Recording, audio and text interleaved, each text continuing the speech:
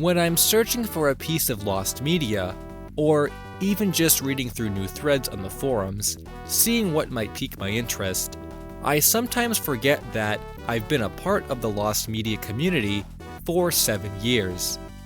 It was all the way back in 2015 when I first watched the Blame It on Jorge video that made me realize lost media even existed, and it wasn't long after that when I started browsing the old wiki myself and discovering all kinds of topics.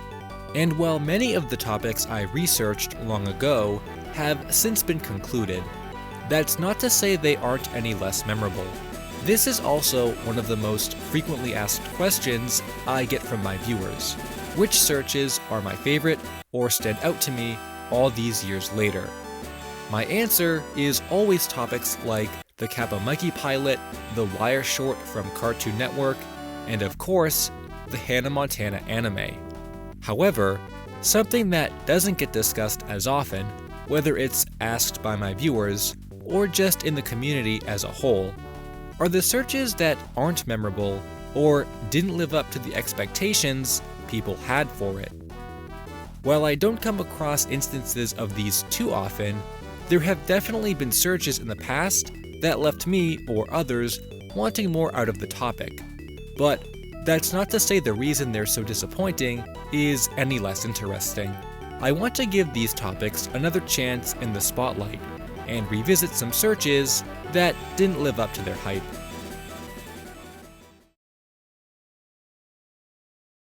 There is never a shortage of Nickelodeon-related lost media, and it's for the fact that so many topics come from the network itself that people are always excited to jump into another search from them.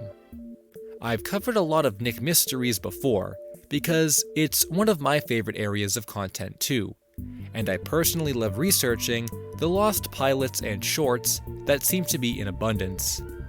However, sometimes there's a more unique instance of lost media that comes from Nick, either in the form of a lost promotional bumper, like the Oswald-Ozzy Osbourne crossover, which is still at a standstill, or, in this case, an episode of the cartoon variety show Kablam that no one knew if it actually existed or not.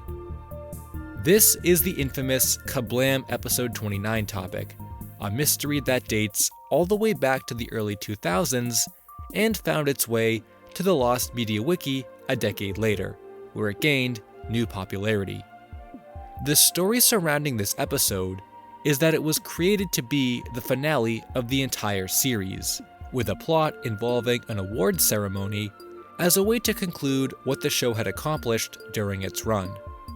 Most notably, it was said to also include a scene in which the main characters, Henry and June, kiss each other goodbye, and sparked a lot of interest in the fact that such a scene existed.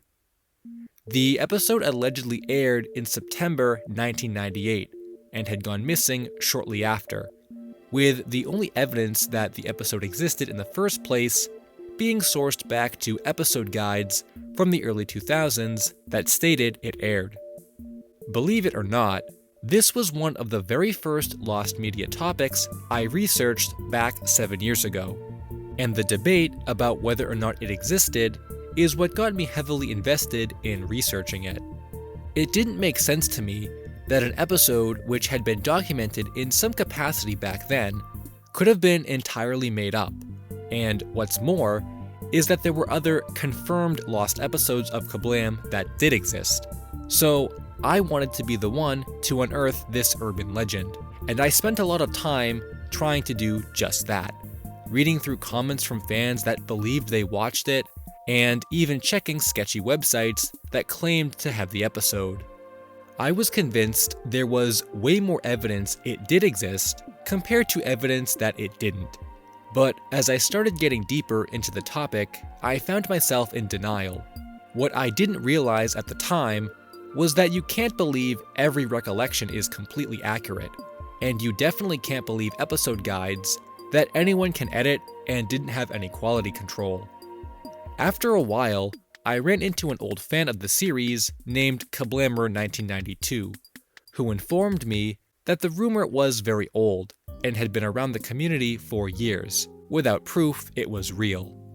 Not only that, but apparently the creator of the series commented on an old defunct fan site that Henry and June have more of a brother-sister connection and aren't in a relationship. I also found more primary sources around this time that further disproved its existence, such as a Nickelodeon book that doesn't include the episode in its final count of the series, and an article that stated Kablam would be debuting its new season in September 1998. Nothing about any kind of series finale.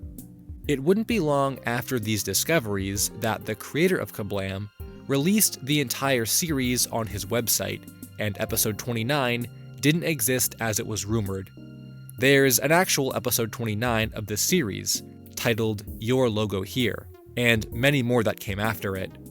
Episode 29 simply doesn't exist as I believed, and that fact is still really disappointing to me. For all the time I spent researching the topic, I really wanted to find such an episode, but as I looked closer, the details made less sense, and the topic as a whole kinda faded away without any momentous celebration once the episodes had been released. I've since concluded that the existence of the episode can be sourced back to confusion with other real episodes from the series and fan fictions that were popular back in the day.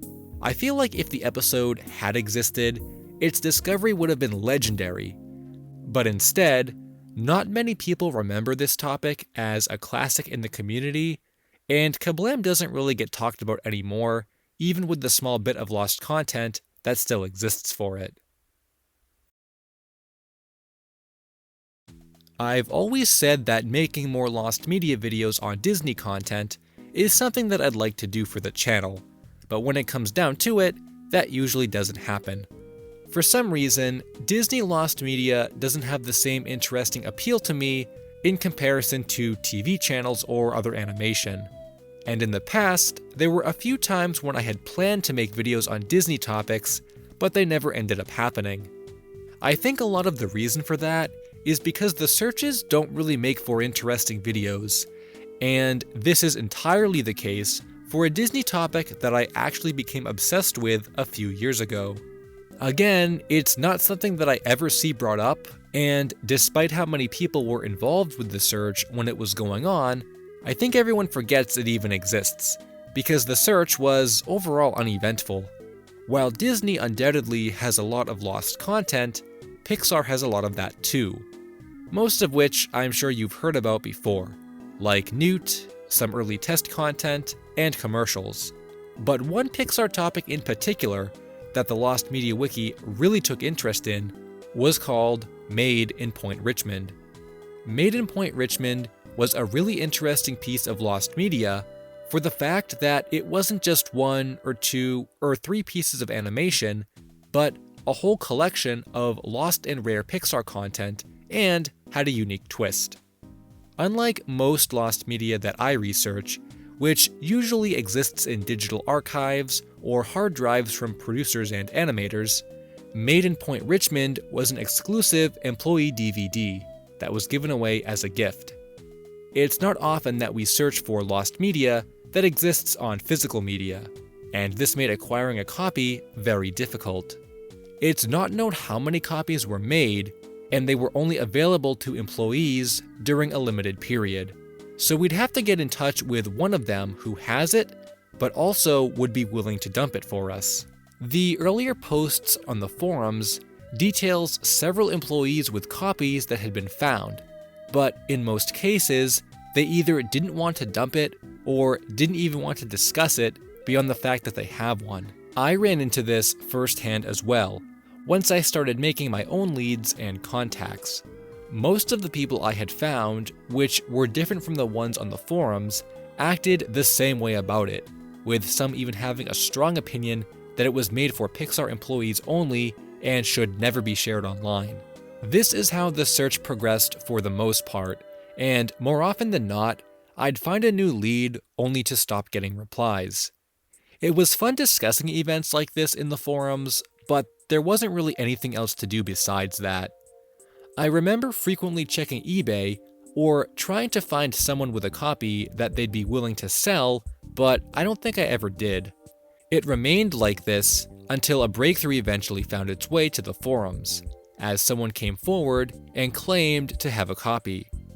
They said it came from their aunt in a collection of other DVDs and was a little scratched, so it might not rip correctly, which made most of us believe they were trolling. There wasn't much of a choice at the time, however, so we helped them through the process of getting it ripped, and to everyone's disbelief, the guy actually had a legit copy. Within days, the whole thing had been uploaded and available to view. It was such a weird coincidence, and the guy never posted anything else on the forums, but we were very glad the mystery had been solved. And after that, the topic kinda got buried. I remember it being shared around with other Pixar enthusiasts who had been looking for it, and I checked out a few of the animations, but overall it wasn't really what I was expecting. They were mostly just test animations and content related to their early advertisements, which was cool, but I felt like I wanted more out of it, especially for how long we spent trying to track down a copy ourselves. It was interesting to see a screen that stated this DVD was for Pixar employees only, and explains why so many of the employees stopped responding when we asked about selling or ripping their copies. Don't get me wrong, the story of how it was found is great, and for ad enthusiasts, it's a holy grail. But for me, it ended quicker than it started, and the reward wasn't something I was impressed with. Nowadays, I never even see it get mentioned with other Disney or Pixar content. Lost cartoon pilots are one of my favorite pieces of lost media to search for, and every one of them that I've covered on the channel before has been really interesting. Even though the pilots themselves are lost, there usually exists concept art or some screenshots that we can look at to get an idea of what they're like, and in most cases, that's what initially starts the search. The intrigue these early ideas have, and the want to see something that existed before the way most people have. For me personally, I can't think of any instance where I made a video on a lost pilot that I didn't want to find, or felt wouldn't be worth searching for, but there are a few that I've passed on. One of the more famous examples, which often gets brought up when my viewers ask me about scrapped video ideas, is the Flapjack pilot. I actually had written and recorded an entire 10-minute video discussing the pilot several years ago and intended to release it, but never did, because when it came time to edit the visuals, I realized there's nothing particularly interesting or notable about the pilot that made me want to find it. The visuals look the same, the characters sound the same, and in fact, the plot of the pilot is pretty close to that of a final episode as well. But another pilot that I think I would have had this same feeling towards, had I made a video on it, is the Billy and Mandy pilot. This is another one of those classic lost media topics that got discussed a lot back in the day, but almost never gets brought up with the other Cartoon Network pilots nowadays. And I think the reason for that is because people never realized what it was we were actually searching for. The popularity of the Billy and Mandy pilot search goes back to 6 or 7 years ago, when an image on the old Lost Media Wiki gained quite a bit of attention, and if you've been in the community for long enough, you've probably seen it before. This image depicts Billy and Mandy in a much earlier iteration than that of the final show, and if you compare the two designs, you can definitely notice a lot of differences, though you can definitely still see the resemblance to the designs and colors of the final show. By all means, this depicts what appears to be the original pilot of Billy and Mandy, and appears as an unlockable screenshot in one of the video games. The fact that this exists exclusively in the video game is really cool, and once it was uncovered, it got people interested in seeing the animation it came from. It was around this time that series creator Maxwell Adams had heard of the popularity surrounding the pilot and located a copy, which would debut at the Trauma Animation Festival in 2016. It certainly did, and I remember finding several fan re-uploads from that time, in pretty poor quality, as it was being filmed in the convention center. People really wanted to see it. But something seemed off once people checked out the animation. This had no resemblance to that color image from the video game, but instead was a short black and white animation with no appearance of Grimm at all.